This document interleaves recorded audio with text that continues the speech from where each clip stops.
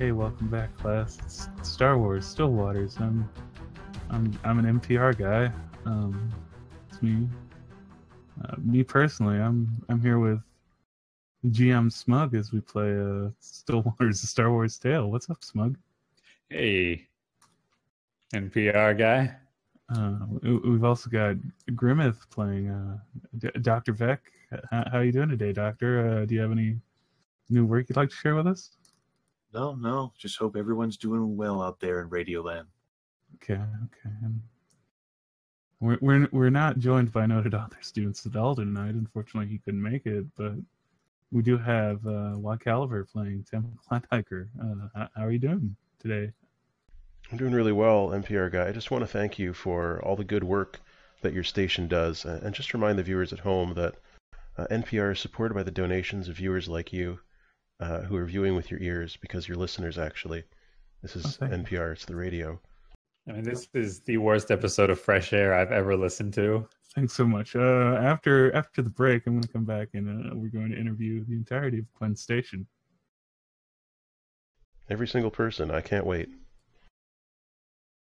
Anyway, hey guys, it's me, Jason Pennington. Hi, Jason. Hey, you're in character, Jason. Hi, I'm your god. Hi, God. It's me, Margaret. Oh, dear. Yeah, it's another night, another tabletop night. I hope you're all eager for excitement and intrigue. I'm eager to roll force dice. Oh, yeah, so let me clear the dice pool. And then we'll do the whole Force and Destiny thing. Memento. Yeah, do it. Do it up, dude. Clear. Yeah. Force update. Roll at your leisure, gentlemen. Will do. Two light side from nice. Jason. That's pretty tops. Looking forward to these dark side points. Tops of Blueby. Thank you, Dr. Beck. All right, only one. Well, damn. Yeah. Quick, tag your son in. Unfortunately, they went out to party without me. Oh. A lot of light side points for you guys, so feel free to use them in this encounter tonight. You may need them depending on what paths you opt to take. All right. So yeah, do we need to do a quick recap? Sure. All right, Jason, you want to do a quick recap? Well, You remember? we went to Quinn Station to find Jagdon the Great because he had some information about something or other, and It was about a We found group him. that you didn't mess with. the voiceless Diathan, which we were kind of reminded a lot not to mess with, so we did anyway. And then me and Watcher sort of trolled him online until he revealed his location, and then we roughed him up a bit and got more information that I'm having a little problem remembering at the moment. Well, we learned that Jagdon the Great wasn't actually that fucking great. He lived above. He lived above a Sparbies. The lady who we left on Nar Shaddaa is like the wife of the person we're actually looking for now, I believe. Yes, her husband is a man named Tet, and he is heavily involved with what the Voiceless Diatham are doing. Yeah. It's the ticket. Yeah, so that's kind of where we left off last time. You guys found an interesting way of breaching Jagdon the Great's amazing fortress of solitude. And figured out, well, I mean, he pretty much gave up the location. He rolled over, he showed you guys his belly, you guys playfully slapped it, and then chained him to his shower and left. Yeah, we did a raspberry on there. I just like the image of like Watcher just like leaning over after we tie him there, like, there you go, whack. I don't recall that part. Did that happen? No, but it's great. It was part of our after show. Now that's how it opens tonight. So you guys have just chained him up. Watcher leans over and slaps his belly, and then indicates that he's gonna go report in to Snook real quick, and he'll catch up with you guys in a couple of hours. Okay. We're gonna come back here, and he's just gonna have spent the whole time in Sparby's. Yeah, there was that too. That was going to be the alternative for Steve not joining us tonight, was that Watcher gets real hungry and joins the Sparby's line. Have you tried these Nerf sandwiches? I mean, like, there's not that many people in the Sparby's downstairs, seeing as how most of them went off, like, pursuing, like, that bounty hunter guy, thinking that he was... Guy. Oh, my goodness. What was the handle? I can't remember, D. Davis. It was bad. Iroquois Fliskin. Yeah. Yes. Yeah. Oh, man. See. It's a good joke. They just call him Snake, is my understanding. Mm-hmm. All right.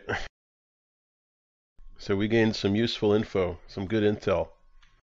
Yeah, so you know where Natet is working out of while he's here on the station, and you had been advised through the little IM conversation that was going on Jagdon's computer that he was intent on meeting up for dinner with Jagdon the Great. All right, so I put on Jagdon the Great's clothing and then my helmet so they won't know it's me. If you want to do this again, it's certainly your choice. Because it went so well last time. Hey, second time's a charm. That's what they keep telling me. We might have to do a bit of tailoring. Don't know how well Jagdon the Great's clothing fits him. It fits terribly. His muscular frame, yeah. Yeah, it's just the buttons are like popping off over his gut. What's the closest thing to a tailoring skill in the system? We're not doing this dumb plan. We're not doing it. You put the wheels in motion. I don't think you can stop this moving card. Tim jumps out the door. All right, so he rolls down to the Sparby's downstairs. What happens then? Well, let's see. I've got a couple of those roast Nerf sandwiches in my fanny pack, right? Already. Yeah, you've also got a coupon, I think, for like 30% off. That's true. I did get the coupon. So Tim goes to the automated ordering kiosk. Yep, you're idiocracying, I can tell. Yeah, but he can find. He looks at the information at the ordering kiosk, and he tries to scan his coupon, but it comes up with an error message. It turns out this is not a participating location. Oh, that's pretty unfortunate. So, what does Tim do with his coupon at that point? Well, I mean, obviously, he puts it back in his fanny pack. Waste not, want not. So, do you want to do like a research check to maybe figure out where the location of the real Sparby's is, where the coupon is valid? I mean, not at this time. I mean, Tim can figure that out later with Space Bing, but you know, we do have a job to do. Sorry, guys. We can't get the coupon deal here. We're gonna have to move on. Dr. Vic looks like unaffected. Yeah, okay. She slowly nods as if perhaps she missed something somewhere along the way. The best part would be if the others weren't even in there. Tim had just gone in by himself. I think so. Like, you know, he rolled down and then he immediately hopped in there as like she was like slowly making her way like out and like back in front of the Sparbies. Yeah, I mean, Tim's just letting them. He's updating them on the comms as they go. That's true. You guys are always on. Damn. He walks out right past Watcher. Doesn't see him there. All right. I'm trying to figure out what would be the role for tailoring in this game. It's not important. Oh boy. Mechanics? Why is my token smaller than everyone else's? You know why. You know what you did. And Jason's token doesn't have his name. He doesn't need his name. We all know who he is. It's a This is a professional ass operation we got going Look, here. do not question Roll20's logic, okay? Fair enough. So as you guys are doing that, all these guys start coming back over. Well, time to go. All right, so where do you guys want to go to? The station is your oyster. You know of a location you can go to, but there's certainly a lot more to the station if you wanted to do something else. God, apprise us of what it is that we know for sure. Like, I have my notes, but it's been a bit. I just want to make sure our goal here is to continue finding the threads of the voiceless diatham. Yep. And the information we got from Jagdon the Great and his computer suggests that there's this individual whom we sort of know of because we met his wife, but I'm not exactly sure what he does that we know of. Could you remind me? What does he do? I don't think it's really being revealed what he does yet. There's something with smuggling. Is it? Well, he said he was delivering something, or was that somebody else? I think I remember what I said last time. He comes to the station to get the livestock. Yeah. And he's got a place where he... So he's the head scientist. Go see someone at loading bay 62. That's right. That's what I got jotted down here in the notes. Head scientist, loading bay 62. But we don't exactly know head scientist of whatever sort of field. That's true. So I guess if you guys wanted to, you could probably try to look him up. I suppose that would be every idea. What the hell is this? If he's a head scientist, Brunetet, then he might have some actual official qualifications, or some sort of published artwork, on whatever shitty space publication might be out there. Very true. Or, some sort of academician, or see, this would have been Watcher's field of expertise right here, gathering and fucking milking information from people about this shit.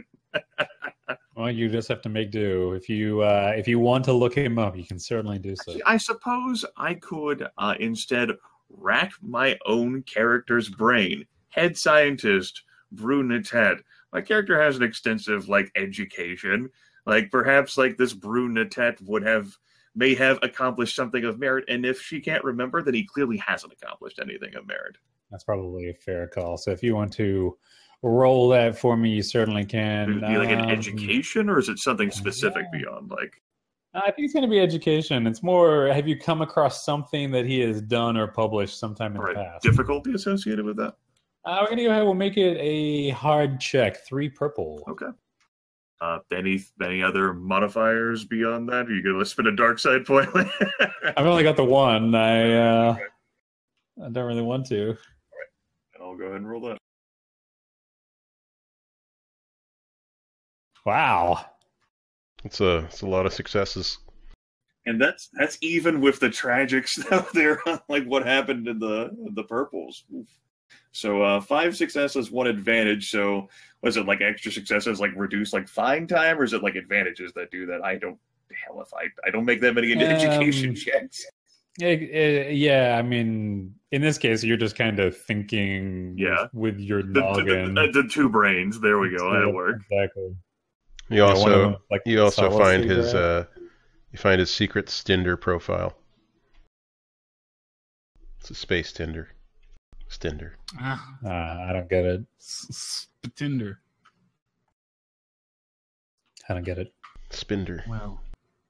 So Dr. Vic has probably a couple minutes there where you guys are walking around down the promenade. There's a lot of people. Well, Tim's scanning coupons or whatever. Still, I swear these work. Yeah, he's reordering his coupons in his fanny pack. Well, you got to keep them organized. That's right. Which one's going to expire next? You got to know. You go through his loyalty cards. Indeed. So, thinking back on who Brunetet is, the name has come up in a couple of medical journals, primarily for veterinary purposes, because I'm sure there are such things that get published. It is the long time ago. I was going to say future. That's not right. And I'm sure Dr. Vec reads a lot of various articles, just for the articles, not for the pictures. I think it's been established canonically at this point, considering the Rancor mating call rituals. Any way she could think of to improve people overall, even if that means going into studying how animal genetics work, she's into it. That's right. Now, Natet, that is, you're actually able to recall quite a bit about him. He is a Rhodian. He was trained actually on one of the core worlds at one of the most prestigious veterinary schools that exists in the entire galactic empire.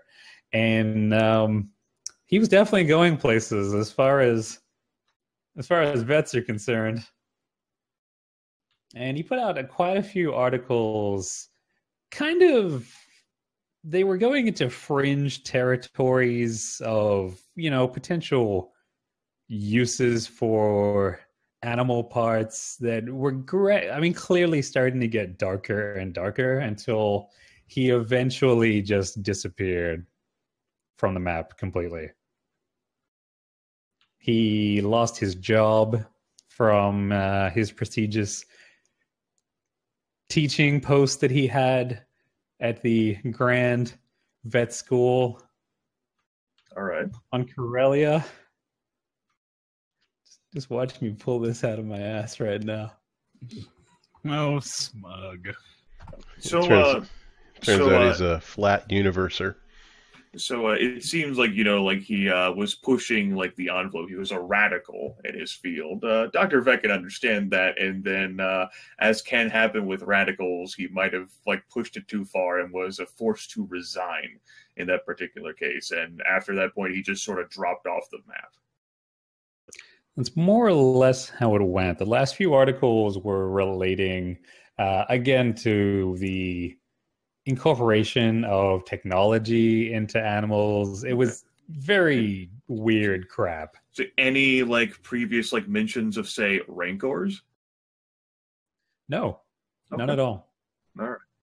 And he probably did a couple of, fluff pieces on how the Rancor is misunderstood and is actually quite intelligent, yet is constantly forced to battle for the entertainment of the Hutts, who have a dominating circus-like control over them, not unlike Ring Brothers and elephants.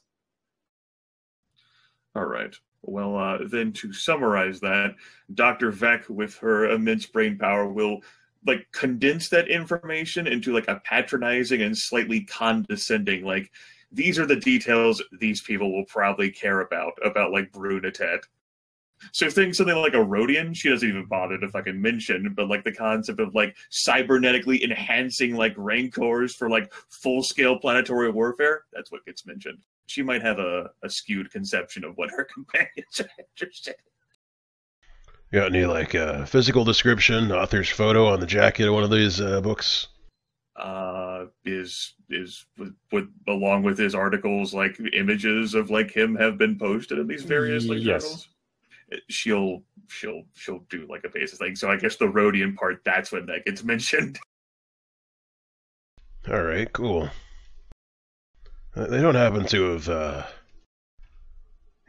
where's this Brunatet normally based? Oh, he's a Rhodian. Oh. Say, well, he's been off the grid for several years, as it were, since he was embarrassed and forcibly pushed out of his position. I guess we found where he's been hiding.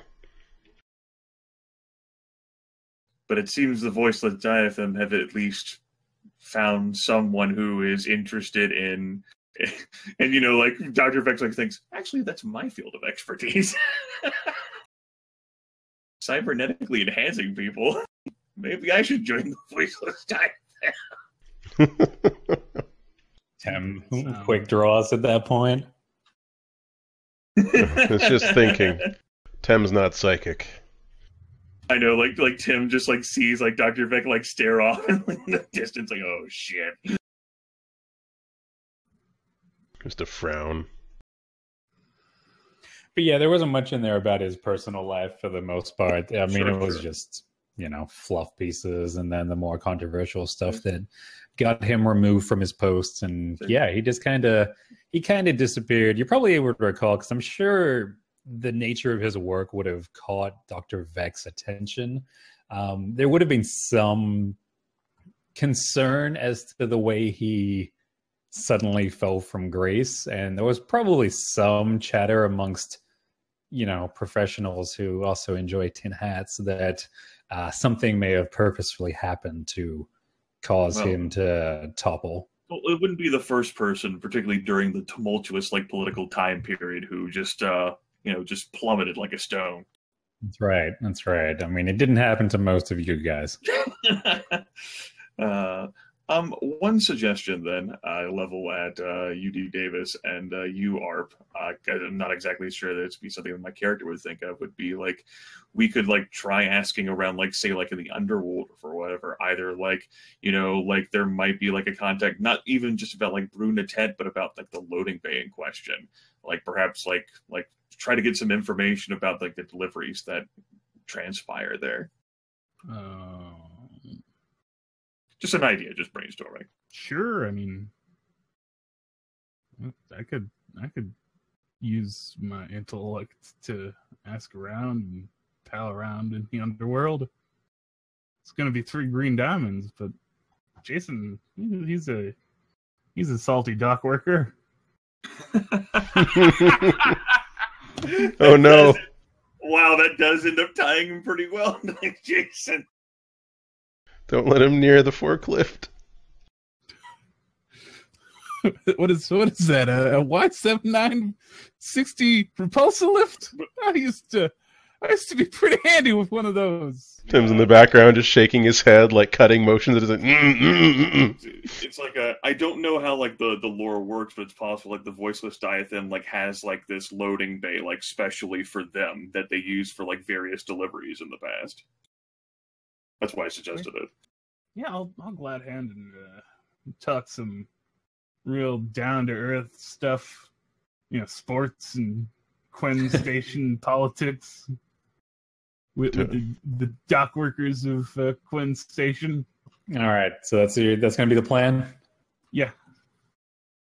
All right. What's my difficulty on this intelligence, this underworld role?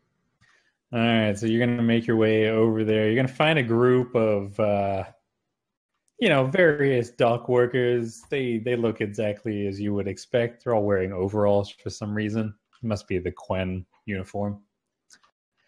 And you probably are able to pick out someone you think you can grease them up real good. Yeah. And you're just going to strike up a conversation with them, huh? Yeah, I'm gonna be like, hey buddy, hey, what's going on? What's the happenings? Hey man. I hear you. Say, yeah. What do you know about warehouses around here? There's a lot of stuff in them, and we move stuff around. It's what we do. We're movers. Yeah. I know how you feel. I'm a mover too. I'm actually looking. I'm looking for a specific loading bay. I got some stuff I got to get rid of. You know what I'm saying? Whoa, I do. But you shouldn't say it so loudly. I mean, Well, I'm just telling you because you got an honest face, buddy. I don't really. To be quite frank, I'm cheating on my wife. I shouldn't have said that. I'm not gonna judge. Sometimes we. Thank you. It happens, right? It happens all the time. Wow. I wouldn't say all the time. I mean, I'm not specifically talking about you. I'm sure you try your best. Everyone tries their best. You're talking about yourself, you're a real ladies' man, huh? Oh, definitely. 5 times a week sometimes. Wow. How do you walk? Very sorely. Anyways. You had a question. Okay. Yeah. Do you know where the Nutella warehouse is? The Nutella loading bay. I gotta find it. I gotta get to it. Oh, come on. You know who I'm talking about. I definitely don't know who you're talking about. Do you have a hanging number? Do we have a hanger number? 61? 61. I don't think that's the number. Vec has it It written was down. 62. It was 62. Sorry. 62. Sorry. Which one you after? 61 or 62? Don't ask how I knew that wasn't the right one. 62, definitely. Definitely 62.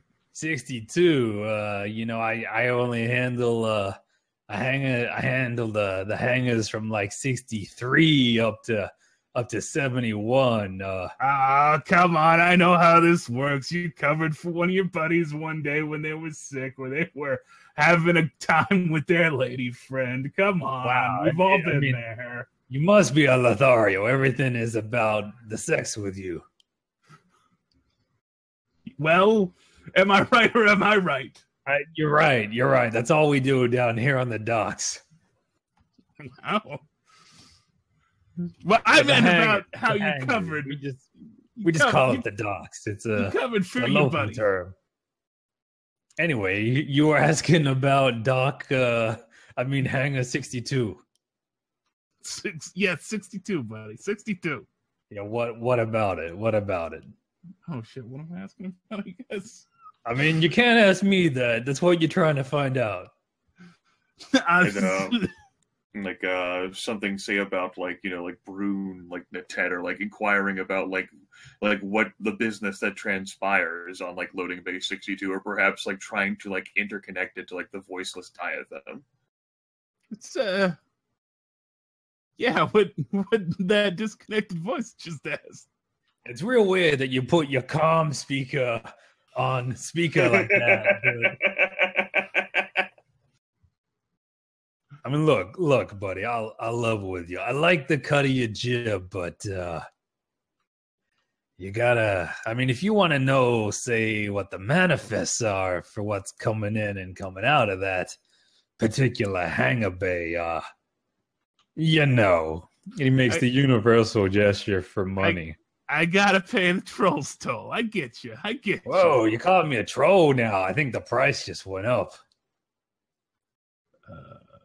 Well, what's your asking price, fella? What are we talking here? Well, you hang there for 1 sec. I'm gonna have a little peek, and depending on how juicy it is, we'll have a discussion. Okay.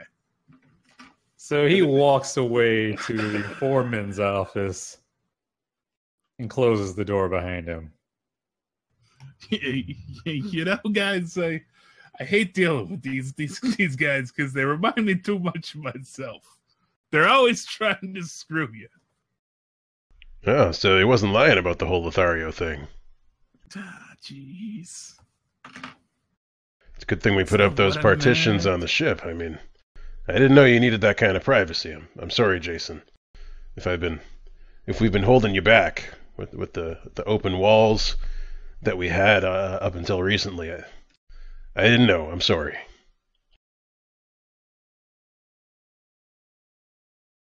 Can we get some better soundproofing on those walls, Dr. Vec? Is anything you can do about that? Like I don't know, is like Rancor lard? Is that a good sound thing?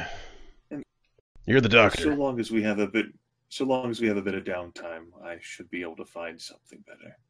Okay, well, we'll make this right, Jason. Jeez. My crew's mental and emotional health, it's important to me, you know? All right. Enough of that. Oh, he's coming back, I think. I hear footsteps. Yep, so the door is reopened and he's stepped back out. He's got a data pad in one hand. Oh, you're still here. Yeah, I asked you some questions. All right, sorry. I get real forgetful these days. It was Hangar 61, right? Hangar 62? Oh, right, yeah. So, what kind of info you after exactly? I mean, you seem to have a pretty good idea when you went in. said you were going to take a peek at the manifests and stuff. Yeah, I sure did. It's like every I'm sorry, I shouldn't say anything before you pay me. This is gonna be 200 credits. Oh wow, 200 credits. Do we even have that? Ow. Do we even have that? Do I have that? I don't know. How much credits do you guys have as a group? That's good. We've never pulled our, so it's all like individual numbers. I need to check my character sheet to see how many credits I have. I got 250. Wow. Look at this big spender. I think I stole some of that last week or something. You may have. I have 245. My numbers haven't fluctuated at all since game start. I've been bribing people left and right, so we haven't exactly gotten much in the way of like a monetary reward, nor have we like defeated tons of people who had tons of loot for us. It's very true. not quite, no. Well, you can certainly negotiate with this guy to try to bring the price down. Can I Serrano him? You know, like through his earpiece to help him out? You could certainly make that attempt. Because I've got some ranks and negotiate. Jason's got 8 credits on him. Okay. Tim cracks his knuckles. Jeez, pulls out his crits. Like 200. Hold on a second. I gotta call my guy. All right, you let me know when you're ready. I'll be over here in the office. We're watching one of the secret cameras in Hangar 62. Oh, interesting. I'm sorry, I meant 61. You see how the numbers are so confusing? No, it's 62. 62. Don't let them bamboozle you. Jason will slip into a dark alley and say, He's gonna earn that money, is he? No. I need a loan. They said they're watching secret cameras, right? Yeah. Could you just slice into those cameras? Yeah, but I mean, it's gonna be risky. Riskier than bribing this guy? Yeah, this guy doesn't seem to keep secrets very well. Actually, so did he carry the manifest out with him while he was talking to you? Yeah, I think he did. He had a data pad and everything. Well, in that case, would it be possible to say lure him to a position, introduce him to unconsciousness, and then acquire whatever information we need from the data pad itself? Yeah, I could do that. Well, what's the least risky proposition then, do you think? Well, the least risky one, of course, would simply just be paying him, although he might know too much at this point. We don't know how connected the voiceless diatham might be. He might take this money and then get some more money from the diatham to sell this information and say, hey, someone was looking for you. He might have to disappear. That's a possibility. Well, I'll knock him out if you want me to. I gotta flag him down again, though. It's your call.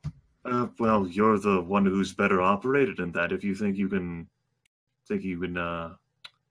stop him from being a problem, up to you. How good do you think your rapport is going to be with this guy? Like, if we cough up some creds, I mean, I don't want to pay this guy 200 credits. That's a lot of credits. Well, he seems like a real dummy, so he's probably going to be pretty steadfast on that number. Mm-hmm. Dummies tend not to, they tend to be pretty inflexible in their thinking. All right.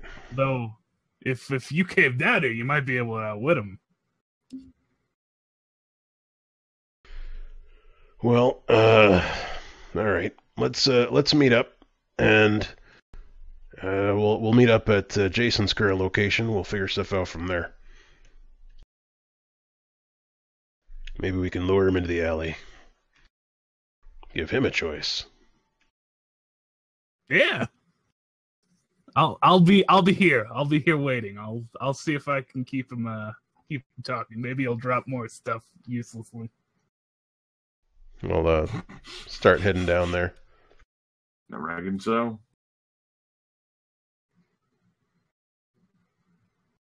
All right, so he is still inside the foreman's office, just kind of watching like a bank of security monitors. Just peeking through the drapes. What's that guy doing out there?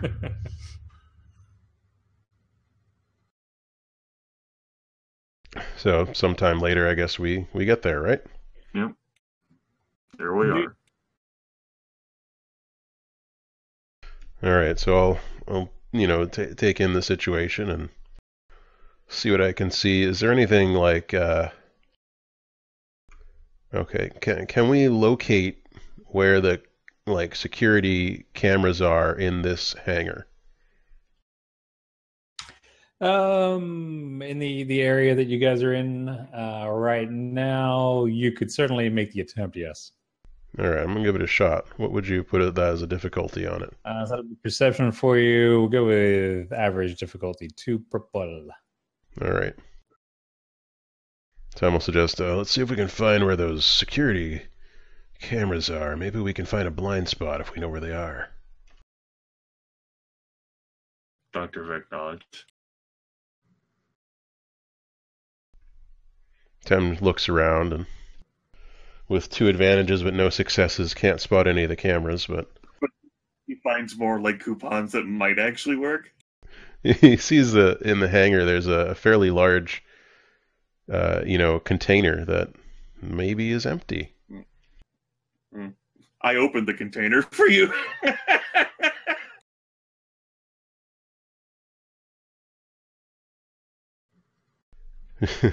Well, so far we've done a really good job not finding any cameras. Yeah, but at least we didn't roll any threats that would have attracted hey, they're scoping out locations for cameras. That's good. Oh, perception roll, right? What's it? What's it?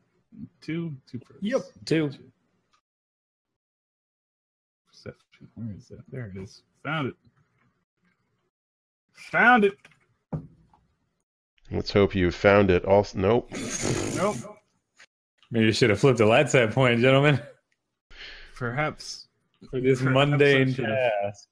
Well, we can't find any of the cameras, but we did see that big empty container, right?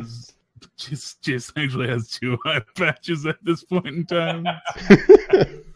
He's just looking upwards at the ceiling, not knowing what's going on. Yeah, so you guys did kind of scope it out. Yeah, you're not able to see where the cameras are. They're clearly well concealed down here, no doubt for the security of the clientele themselves. And yes, you're able to find essentially a dumpster or some kind of a storage box, freight box, whatever you decide you want to go with, that is going to be empty and unlocked. All right. See if you can get him to come over here, and we'll drag him into this dumpster that opens on the side for some reason. So is Tem climbing into the dumpster in preparation? He sure is. Is Dr. Vec also dumpster diving? No, Dr. Vec is gonna, Jason said that he needed to contact his guy. Dr. Vec, with her well tailored uniform and her scouter there, he's the guy. Oh, nice. Oh, that sounds like a good plan. So the guy's still in his office waiting for Jason to flag him down. Okay, Jason don't get him away. He'll be like, hey guy. Oh, hey man. You got did you get the money? Yeah, talk to my colleague here. She's good for it. Oh, probably. you oh wow, you brought a two brain. Wow, she's pretty. All right. condescending like look at the guy. Yeah, that's the look. That's the look we get down here. All right. Yeah, I mean it's it's 200 for the information. You get the ship logs for the ins and outs and the manifest that they've been lodging with us. Has he come over towards the dumpster here? He's standing just outside of his door right now. Okay. You guys want to try and get him over here so I can grab him or try? So you can give him the kabong? Yeah. You guys want to do this in my office or? I don't want to be like. I mean, you got cameras in your office all over the place. Sure, there's cameras everywhere around here, everywhere. I don't really want to be seen like giving you money for the information, if you know what I mean. If you know what I'm saying. I mean, we can be real discreet. I put the data pad inside of a bunch of other data pads, and I got it, pal. Oh, not your first space rodeo, huh? Why don't you come with us? We'll throw the data pad in the dumpster, and then we'll pay you. Oh, the old dead drop, huh? I like that. All right. Yeah. All right, here's what we'll do. I'll you put the credits in that trash can over there, and he points to one that Tim is not in. Uh-huh. And in a couple of minutes, I'll finish my lunch, and then I'll go throw it out over there, and then I'll happen to find a wallet on the ground. All right. Sounds good, kid. Yeah, this is how we do it. Don't call me kid, though. I'm old enough to be your dad. I might be your dad. It's definitely Jason's dad. Daddy? Flip your dark side point. You know what? Dad? I mean, I don't need to, but I will. He spends a long moment kind of squinting at Jason. Oh, no. And he like closes one eye. That's freaky, kid. You look a lot like me when I was younger. Well, I mean, I never knew my dad, but it's probably coincidence. I think it probably is. Hey, what's your name anyway? I'm William. William, huh? Yeah. That's not my name. My name is